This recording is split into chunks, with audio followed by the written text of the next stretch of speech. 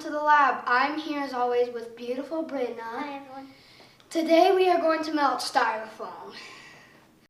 All you need is some styrofoam and some acetone or fingernail polish remover which contains acetone. You'll also want some safety goggles and do the experiment in a well-ventilated room. That means a large room that has airflow, like a room with a window open, and you will probably want adult supervision as well. Simply pour out some acetone in a container like a bowl or a plate. It doesn't take much.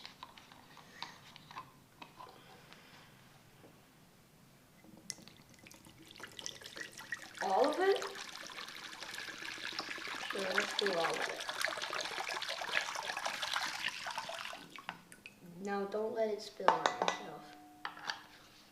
It can irritate your skin. It smells weird. I know. Okay. Then place the styrofoam in the acetone and watch the signs happen before your very eyes.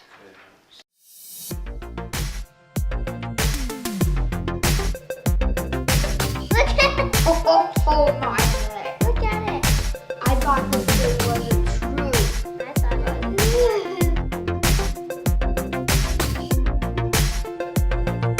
It's done. How the heck did that even happen with just a cut?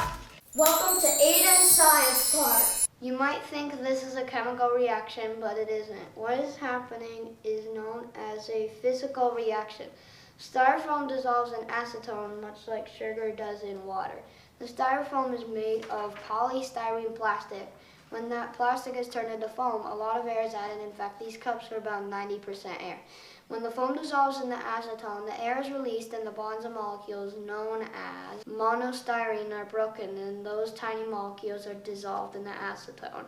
That was like magic, Aidyn. Thanks everyone for watching. Please make sure to like, share, and subscribe to see more cool science videos like this one. Have an awesome day. Have an awesome day. Bye everyone.